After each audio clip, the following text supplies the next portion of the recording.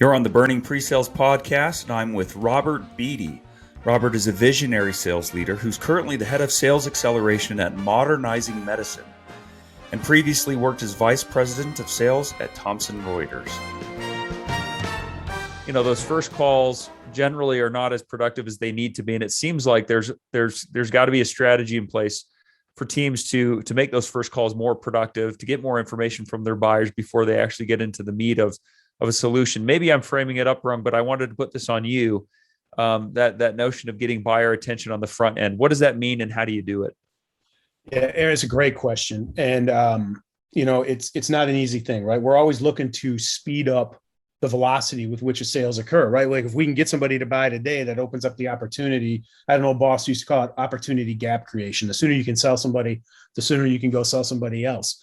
The challenge is when you put people through a whole bunch of different kinds of discovery conversations, you can, drag that out till you get to the point where you can deliver an ideal demo. I'm a big believer in being able to show people chunks of things along the way. And so for me, I really like at the beginning to be able to show somebody, I use it, I talk about it like a movie trailer, right? Like I'd say, when was the last time you went to a movie without watching a trailer? You wouldn't do that. And so to expect somebody to show up and commit an hour and a half, more to a meeting without having some idea of what they're going to see, that's probably not very realistic, especially in a world today where people get so much digital traffic coming to them. You've got to have something that gets them to say, oh, you know what? This is something I want to see. All right, I can see here. This is going to be a story that I want to be a part of. Let me take a look. And so the more that you can capture some of those experiences along the way and be able to show it to multiple people, right? No, you don't sell usually to one person anymore. I got to have this person who wants to see something different in a movie trailer than this person who wants to see something different in a trailer. This person's interested in the love interest. This person just wants to see combat. So, and if you really study how that psychological piece is done, you almost have to do the same thing in the sales process these days. So when you actually do end up getting live with a customer, I mean, at that point, I've always believed that, like I said, that first call with a potential buyer, especially on the pre-sale side, so often is such a waste of time. They're doing so many things that could be done in other channels or in other ways. And to get to the meat of a consultative engagement, a consultative call with a customer is really the objective, because that's when you start to get more of the kind of buy-in that you need to move the sales process along. To your point, it takes so long to get customers what they want now. They're almost disenfranchised. They're disengaged by the time that you actually show up with something that they need. So what should that first call that pre-sales or a sales leader has with a buyer, what should it include? If they've gotten the trailer version of your product or your story, what's the nature of that first conversation? What does it have to become? Yeah, I really think that you want to then have conversation around their problems, right? Like, because you've shown them something of yours, I've already given you something. The quid pro quo of that is now you help me understand how I might be able to help you. But the good news is I'm not trying to paint a vision of what I could potentially be talking to you about, because you have some idea, right? There's a lot of times where I see people enter into that and they're like, well, let me ask you a bunch of questions. And the person on the other end is like, why? What are we going to get to? Well, if I've shown them an exciting movie trailer, they're like, okay, cool. So what you're eventually going to do is show me how I play a role in this movie, right? And so being able to have that conversation and take it from there is totally predicated on the fact that they have some idea of what's going on out there. And that to me is crucial, because if you don't have it, now I'm asking you about your problems. I don't know how you're going to solve them for me. I start to get a little suspicious. I'm getting sold all the time anyway. But if I have given somebody a preview, an idea, snippets, whatever it looks like, now I can have a much more intelligent conversation, because they have some idea of how I might be able to solve those problems. So I'm going to go a bit off script here.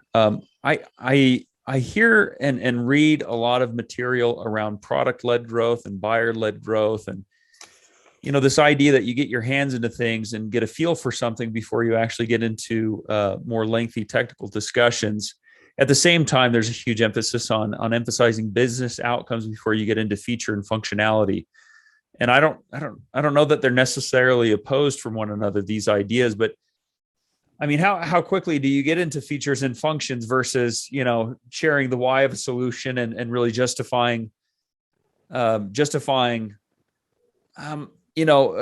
outcomes versus the nitty gritty of a product. I mean, it seems like no matter what organization you're at, there seems to be this battle, this tug of war. Yeah. And I don't know that any one organization, let alone an entire market, has figured out what the right approach is. If I were to poll people on LinkedIn, I bet everyone would say, no, focus on business outcomes first, then to get into features and functionality. But the whole idea behind, giving people a chunk of something is that they start to get a feel for the product's features and its functionality. So where am I going wrong in my thinking, or how should we be thinking about this?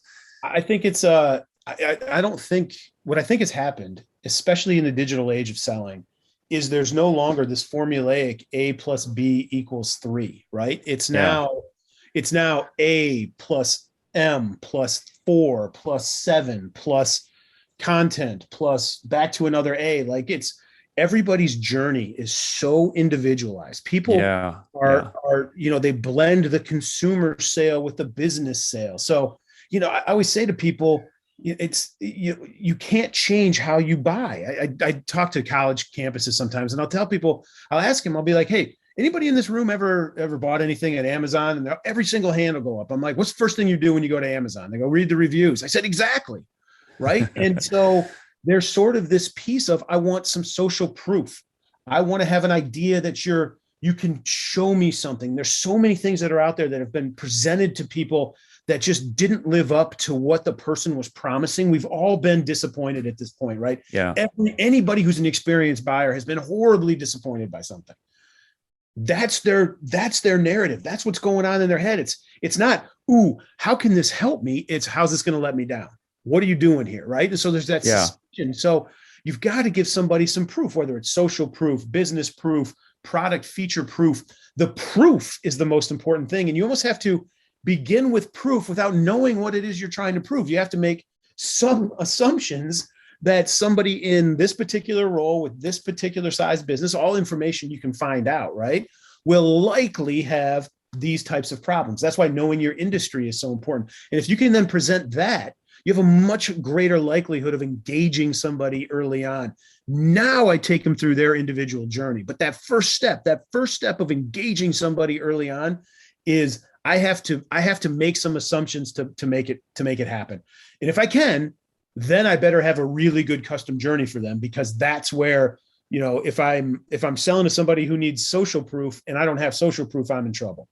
I totally agree. Exactly. No matter how many features and functions I have, if I don't have social proof, I'm going to lose that deal. If all I have is social proof and I don't really have good features and functions, well, I'm going to lose. If I don't have a business case, if this person needs a business case and I keep hammering them with features and functions, you've got to sort of learn as you go with that buyer, but be prepared to hit them in all those fronts, right? It's a zigzag. It's not a straight line. And so much sales so long ago was, I knock on your door, I show you my product, you cut me a check, right? And it doesn't work like that anymore at all.